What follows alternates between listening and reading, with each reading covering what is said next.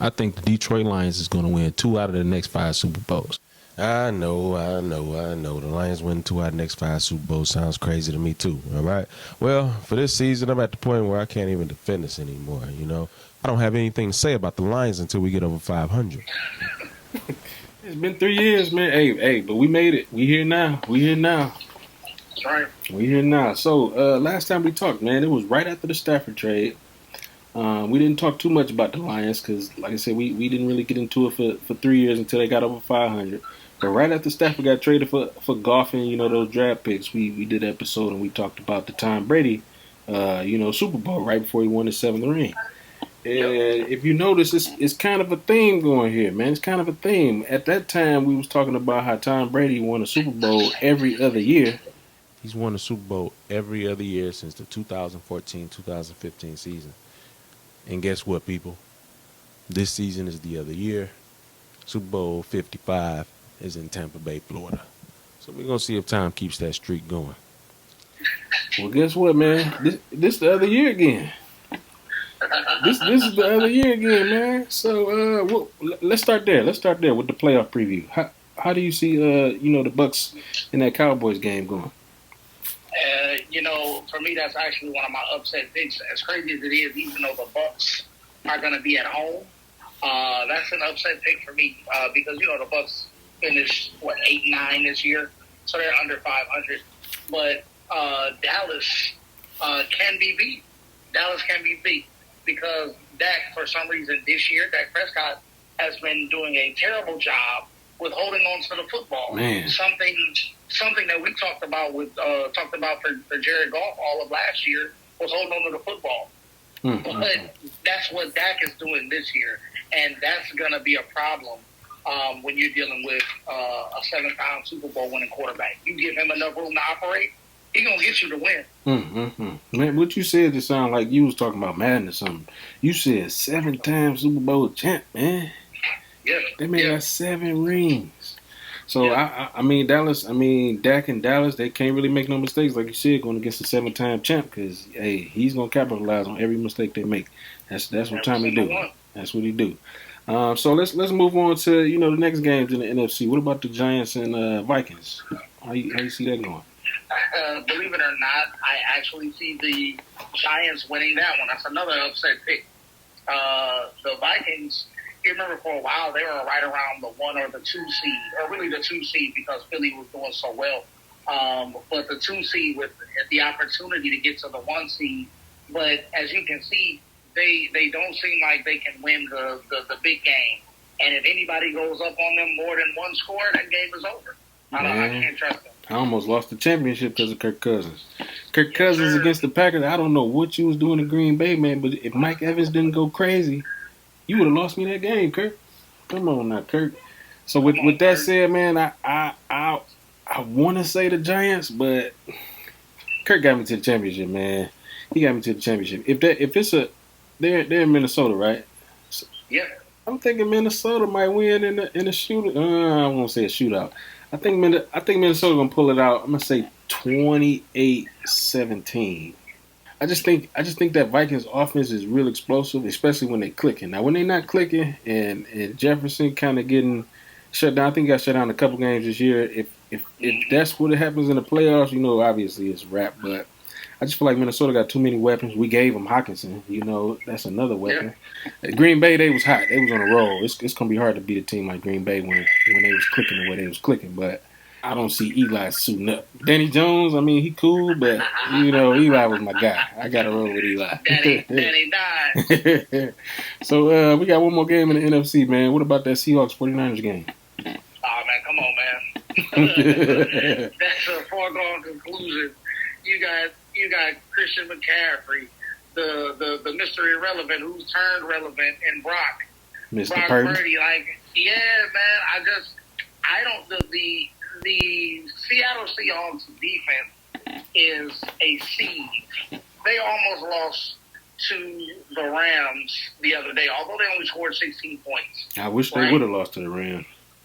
And you too. If they had a competent quarterback, I'm speaking of the Rams, the Seahawks would have lost that game. right? And then you got somebody like Geno Smith. You know, he was good this year. Probably will win comeback player of the year. He better win comeback player of the year. Hey, man, watch out for Jared Goff, though. Hey, JG, yeah. Come on now. You know that's my guy. But he can't, like, he's throwing interceptions, right? And if he gets pressured, just like any quarterback, what I've seen with him this year, that if he gets pressured enough, he gonna throw interceptions. I just don't see them winning against the 49ers in San Francisco. Right, yeah. Yeah, I can see that. I guess how I'm feeling with that game is it's just Brock Purdy. I feel like it's all on him. Mr. Irrelevant. You know, we was talking about Madden earlier. I used to always, go after that last pick, 7th round. I would try to draft a quarterback and, try to win the Super Bowl with him. So we about to see what happens in real life, man. But I think Geno's magic run is gonna continue just because he has a little more experience, and that's really the only reason I got Seattle. Just the experience factor. That rookie quarterback, 7th round, 32. He wasn't 199 like Tom. You know what I mean? He's a little farther back. But I don't know, man. I just can't see a rookie stepping into the playoffs like that in his first playoff game ever. He hadn't even played a full season yet. You know what I mean? I feel like that's a lot of pressure for a rookie, Mr. Yeah, then you have a quarterback who just went to the Super Bowl last year in Joe Burrow. Right. And like I said, Lamar isn't playing. So because Lamar Jackson is not playing, you automatically have to give it to Cincinnati. Yeah. Same here. No difference of opinion there. I got the Bengals. I think it might get kind of ugly. It's a division game. We know the Ravens pretty well. I think that might get a little ugly. We got another division game, man. Miami Buffalo. What you think there? Miami Buffalo. Well, Tua's not even playing. Yeah. So that's a foregone conclusion there. So it's got to go to Buffalo. Yeah. I think that one's gonna get a little ugly, man. I think it's gonna get a little ugly, especially without Tua. That offense won't have much continuity. They didn't look too good when Teddy Bridgewater was there a couple games ago. So we got another rookie in the playoffs, man. It's another rookie in the playoffs. So we'll see what happens. Man, let's kind of go back, I guess, to the hottest team in football. One of the teams who grew a lot this year, got off to a really slow start, but caught fire something crazy, man. I haven't seen a team that hot since the Giants beat the Patriots. I mean, but that's a story for another day. We'll get to that. We'll get to that a little later. But we're talking about the Lions right now, man. If the Seahawks would have lost, the Lions would have been in, and we probably would have been a team that nobody wanted to play, man. So, with that being said, how do you think next year is going to go?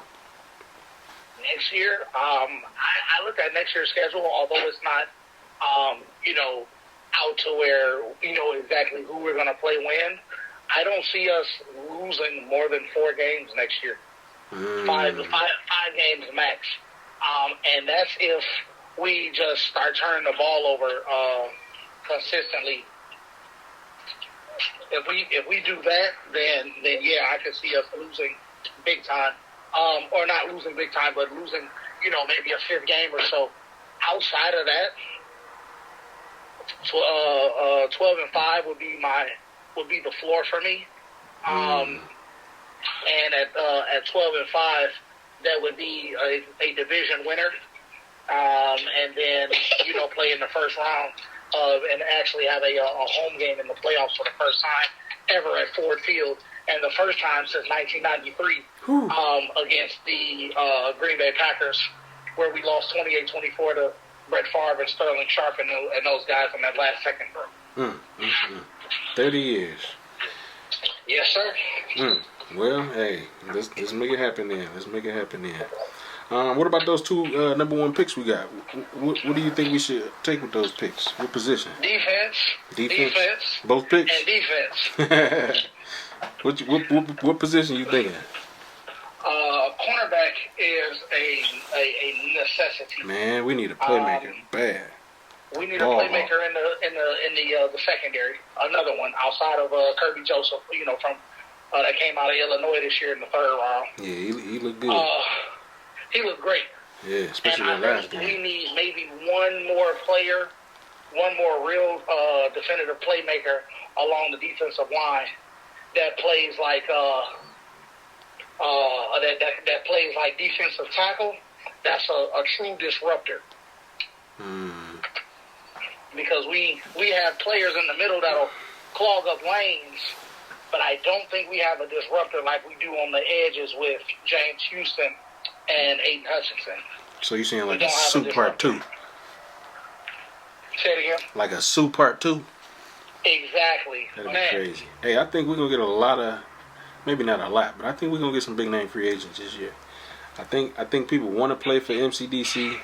I think people, or Detroit is, on the come up. I just think Detroit is no longer going to be the place where people, go to get a big bag when they towards the end of their career. You know what I mean? I think it's going to be a year where people want to come to Detroit. People see what we're doing. They like what we're doing. They want to play for Dan. And I think they're going to do it. I think they're going to come, man. I think we're going to get at least one or two big names and then a bunch of just great pickups that's just going to fill in the gaps that we need. And then everything else, hey, Brad Holmes, he did great in the draft last year, man. Hopefully he can keep it up. And we'll make that 12-5 floor happen, like you said, man. That's a pretty high floor. I'm loving it. Yes, sir. I'm loving it, man. I'm loving it. So I guess we could kind of evaluate that trade now, man. We were kind of on the right side of things.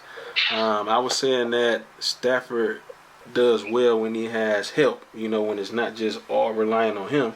And you were saying that you see him getting that playoff dub, in the playoffs last year. Shaquille O'Neal. When he went to the Miami Heat in 06, they won the championship, and then the following year they plummeted. And that is just exactly what happened to the St. Louis Rams. Through injuries, I say the St. Louis Rams, the LA Rams. But through injuries, they also plummeted, and now we have the 6th pick in the draft because of them plummeting. Now, remember last year, we packaged together the pick that we had from the Rams, as well as maybe something in the second round to go up and get Jameson Williams. J-Mo. So we got J-Mo out of that. We got Jared Goff, who was a top 10 quarterback this year, right? The Lions had the fewest turnovers in the league this year. Man, that don't even sound right, bro. And I'm not saying that out of disrespect, man. I'm saying that out of history. Like, we really protected the ball this year. We really protected the ball, and that's something that you want to see. And then also, the 3rd round pick that we got, that was Kirby Joseph, the same guy who intercepted Aaron Rodgers 3 times in one season. That is the first time somebody has done that ever. Man, he really reminds me of a young Glover Quinn. He really does. Hey, Glover was real. He was real nice for us early. His first couple of years there. Okay, hey, I hope you're right, man. I hope you're right. 100%. So I guess we can kind of stay in sports. I guess actually before we even get there, let's talk about Mr. Houston, JSU's finest. Because we getting ready to switch over to Dion. But before we get there, how do you think him breaking that sack record in the first 6 games